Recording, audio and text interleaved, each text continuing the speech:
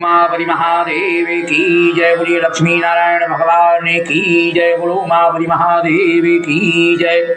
हरि ओम। श्री शिव महापुराण सतरुद्र संहिता तृतीयो अध्याय।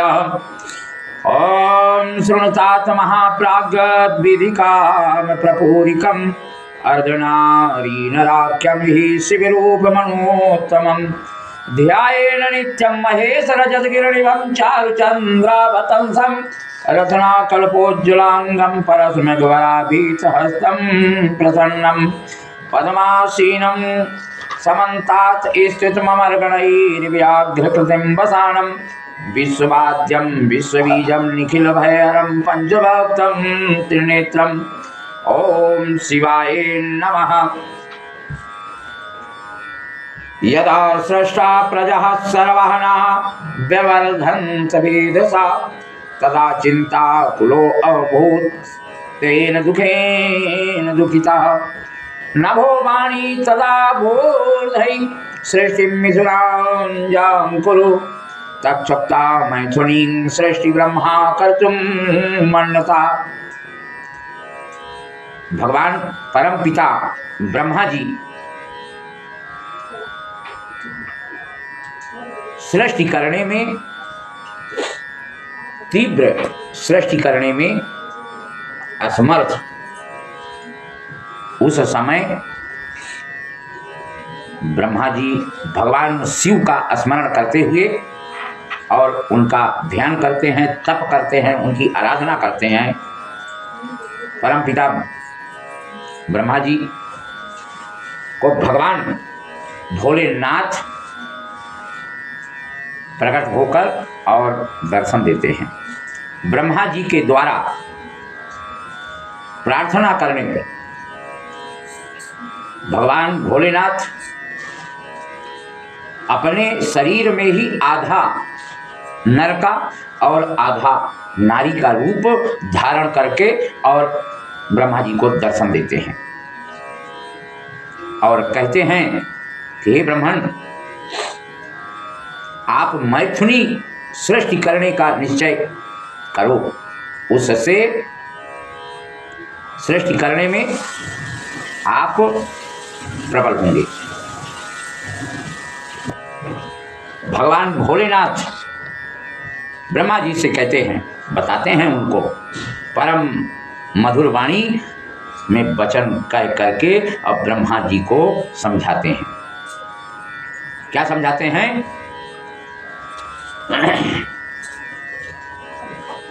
भगवान शिव अपने शरीर के वाम भाग से देवी पार्वती को अलग किया, यानी माता पार्वती को अलग किया। अर्धनारीश्वर रूप में जब प्रकट हुए, ब्रह्मा जी के प्रार्थना करने पर उन्होंने अर्धनारीश्वर रूप में जो प्रकट हुए थे वो आधा रूप माता पार्वती को अलग किया अपने शरीर से। शिव से अलग हुई पृथक यानी अलग परम शक्ति को देखकर ब्रह्मा जी प्रणाम करते हैं, लेकिन मन में विचार करने लगते हैं। क्या विचार करते हैं कि हे देवाधिदेव शिव जी, सृष्टि के आदि में मुझे उत्पन्न आपने किया, मैंने अपने मन से सभी देवी देवताओं का सृष्टि करने पर भी प्रजाओं की वृद्धि नहीं कर पा रहा हूं, इसलिए अब मैथुन से होने वाली सृष्टि करके ही अपनी समस्त प्रजाओं की वृद्धि कर सकता हूं। शिव जी के शरीर से स्त्रियों का अविनाशी समुदाय उत्पन्न होता है, इसलिए मैं उस नारी कुल की सृष्टि करने में तो असमर्थ रहा, इसलिए आपकी प्रार्थना किया कि आपके सिवा इसमें सामर्थ्य कोई नहीं है, क्योंकि आपसे ही सभी शक्तियां उत्पन्न हुई हैं। इसलिए परम शक्ति स्वरूपा आप अखिलेश्वरी से प्रार्थना करना होगा। ब्रह्मा जी को भोलेनाथ बता रहे हैं। ब्रह्मा जी उनसे प्रार्थना करते हैं कि इस चराचर जगत की वृद्धि के लिए नारी कुल की रचना का सामर्थ्य प्रदान कीजिए। इस प्रकार ब्रह्मा जी के प्रार्थना से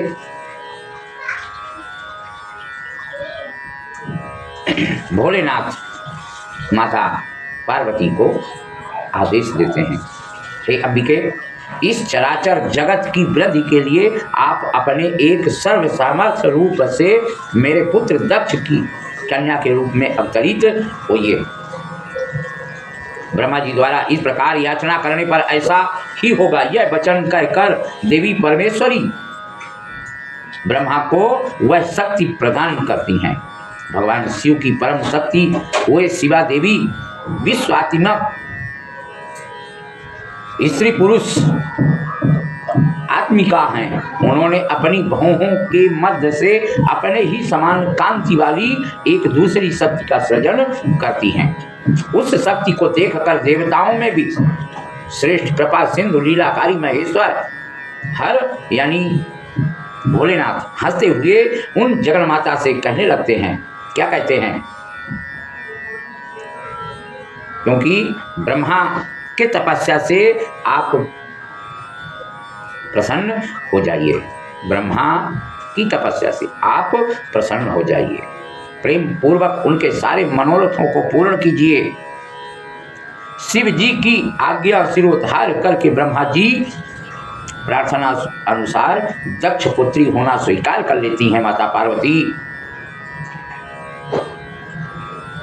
अपार शक्ति प्रदान कर वे शिवा शिव जी के शरीर में प्रविष्ट हो गई पुनः, और वहां से भोलेनाथ अंतर्ध्यान हो गए। उसी समय से इस लोक में सृष्टि कर्म में स्त्रियों को भाग प्राप्त हुआ, क्योंकि माता पार्वती के बाईं भावों से उत्पत्ति होती है। ब्रह्मा जी बहुत प्रसन्न हुए और मैथुनी सृष्टि होने लगी।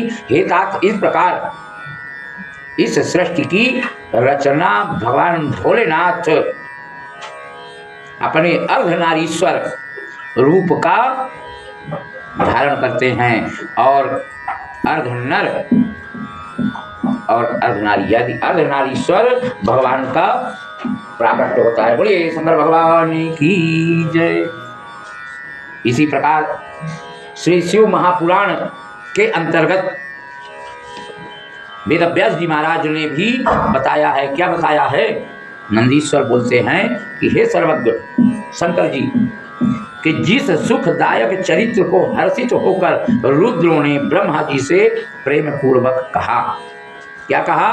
कि 12 कल्प के 7वें मनवंतर में संपूर्ण लोकों को प्रकाशित करने वाले भगवान कल्पेश्वर जो तुम्हारे प्रपौत्र होंगे, वैवस्वत मनु के पुत्र होंगे। आज भी वैवस्वत मनवंतरे अष्टाविंशतिवें कलयुगे संकल्प में आज भी वैवस्वत वही बोला जाता है। हे ब्राह्मण, उस समय लोगों के कल्याण के निमित्त और ब्राह्मणों के हित के लिए यह द्वापर युग के अंत में भगवान भोलेनाथ अवतरण करते हैं, अवतार होते हैं। तो प्रथम युग में क्रमशः इस प्रकार है 12 कल्प,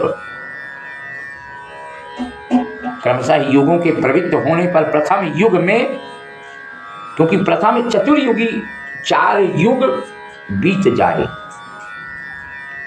चतुर्युगी 4 युग एक बार बीत जाए उसको चतुर्युगी कहा जाता है। चतुर्युगी, तो चतुर्युगी प्रथम युग जब चारों युग का द्वापर आया, तो द्वापर प्रथम द्वापर में स्वयंभू भोलेनाथ हमारे स्वयं प्रभु नामक व्यास की उत्पत्ति यानी जन्म होगा, प्रकट होंगे। ब्राह्मणों के हित के लिए उस कलि के अंत में पार्वती सहित श्वेत नामक महामुनि के रूप में भगवान अवतार हुए।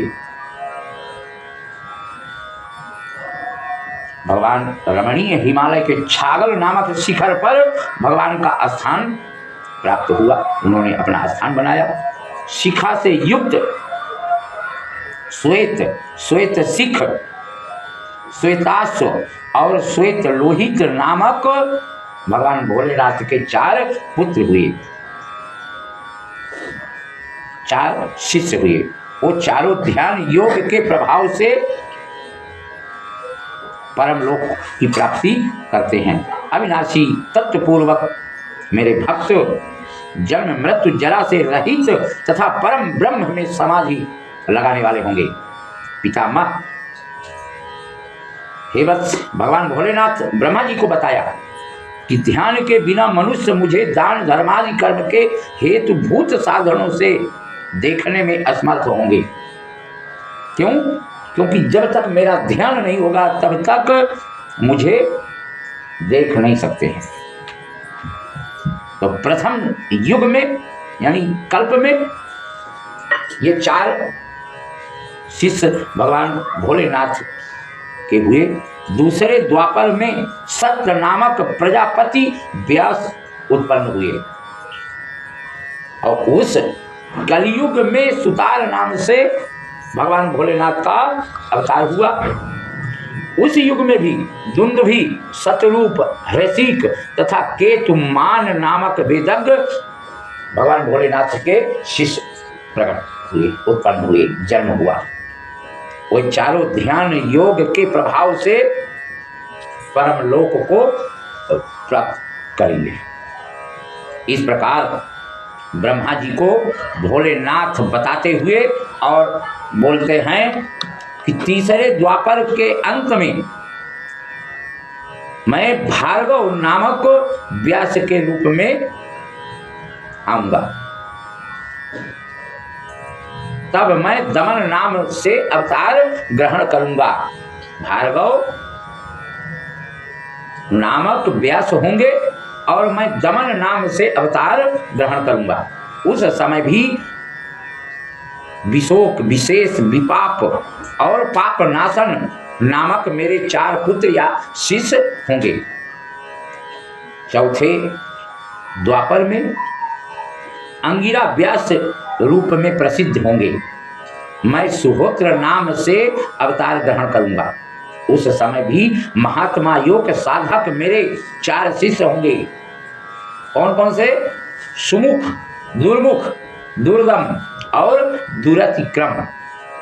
ये शिष्यों के द्वारा व्यास की सहायता होगी। 5वें द्वापर में सविता नामक व्यास कहे जाएंगे। उस समय महातपस्वी कंक नामक योगी के रूप में मेरा अवतार होगा। उस समय भी मेरे 4 योग साधक शिष्य होंगे। और वो 4 साधक शिष्य कौन कौन से हैं? सनक, सनातन, सनंदन, सनत कुमार। ये उस समय भी कंक नामक सविता व्यास की सहायता कर निवृत्त मार्ग का संवर्धन करेंगे। इसके बाद 6ठे द्वापर के आने पर लोक की रचना करने वाले तथा वेदों का विभाग करने वाले मृत्यु नामक व्यास होंगे। उस समय भी लोकाक्ष नाम से मेरा अवतार होगा। उस समय सुधामा, बिरजा, संजय एवं विजय नामक मेरे 4 दृढ़व्रती शिष्य होंगे। वो भी व्यास की सहायता कर परम धाम को प्राप्त करेंगे। 7वें द्वापर के आने पर सतक्रतु नामक व्यास होंगे। सतक्रतु उस समय भी वैभू, जैगी सब नामक से मेरा अवतार होगा और इस नाम से मैं प्रसिद्ध होऊंगा। उस समय भी मेरे योग मार्ग से सतक्रतु व्यास की सहायता होगी। उस समय भी मेरे 4 शिष्य होंगे। सारस्वत, योगीश, मेघवाह और सुबाहन। ये भी व्यास की सहायता करके और परम धाम को प्राप्त करेंगे। द्वापर 8वें द्वापर में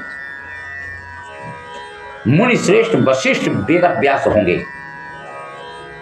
मुनि श्रेष्ठ वशिष्ठ वेद व्यास होंगे। उस समय भी दधिवाहन नाम से मैं अवतरित होऊंगा। उस नाम से विख्यात होऊंगा और व्यास की सहायता उस समय भी मेरे द्वारा होगा। उस समय भी मेरे 4 शिष्य होंगे। कपिल, आसुरी, पंचशिख और सालवल नामक मेरे 4 शिष्य होंगे। हे ब्राह्मण, 9वें द्वापर पर सारस्वत नामक मुनि श्रेष्ठ व्यास होंगे। तब मैं ऋषभ नाम से विख्यात होकर और अभितरित होऊंगा। उस समय भी मेरे 4 शिष्य होंगे। पराशर, गर्ग, भार्गव एवं गिरीश नामक मेरे परम योगी शिष्य होंगे। उनके साथ योग मार्ग का सुमन होगा, दृढ़ होगा और वेद अभ्यास की सहायता होगी। हे दयालु, उस रूप से बहुत से दुखित भक्तों का उद्धार करूंगा। ऋषभ नामक अवतार योग मार्ग का प्रवर्तक, सारस्वत व्यास के मन को संतुष्ट करने वाला, अनेक प्रकार की लीला करने वाला होगा। इस प्रकार भगवान भोले ब्रह्मा जी से कहते हैं कि 10वें द्वापर युग में त्रिधामा नामक मुनि व्यास उत्पन्न होंगे। उस समय भी हिमालय पर्वत के मनोहर भृगुतुंग नामक ऊंचे शिखर पर मैं अवतार लूंगा। उस समय भी श्रुति सम्मति, तपस्वी भृगु, बलबंधु, नरामित्र, क्रेतु श्रृंग मेरे 4 शिष्य होंगे। वो भी वेद व्यास की सहायता करके परम धाम को प्राप्त करेंगे। 11वें द्वापर में त्रिव्रत नामक व्यास होंगे। उस समय कलयुग में गंगा द्वार पर तप नाम से अवतरित होऊंगा। ऐसा भोलेनाथ हमारे ब्रह्मा जी से कह रहे हैं।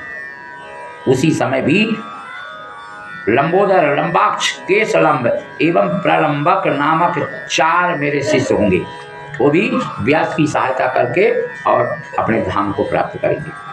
12वें द्वापर युग में सत तेजा नामक व्यास होंगे।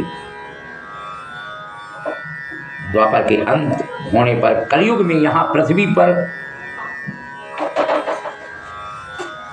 मेरा अवतरण होगा। उस समय हेम कंचुक नामक स्थान पर आविर्भूत होगा और मैं अत्रि के नाम से प्रसिद्ध होकर व्यास जी के सहायतार्थ निवृत्त मार्ग को दृढ़ करूंगा। ऐसा भगवान भोले कहते हैं। उस समय भी सर्वज्ञ, समबुद्धि, साध्य एवं सर्व नामक मेरे 4 शिष्य होंगे। इस प्रकार ब्रह्मा जी को 12 कल्पों का विवरण देकर और भोलेनाथ शिवा के साथ अंतर्ध्यान हो जाते हैं। ब्रह्मा जी मन ही मन भगवान भोलेनाथ को प्रणाम कर और अपने लोक को प्रस्थान करते हैं और अपनी मैथिली सृष्टि से संसार जगत का प्रारब्धान बनाते हैं, इनका उपाय बनाते हैं, यानी जगत की सृष्टि करने लग जाते हैं। बोलिए श्री शंकर भगवान की जय। बोलो हर हर महादेव, हर हर शंभु।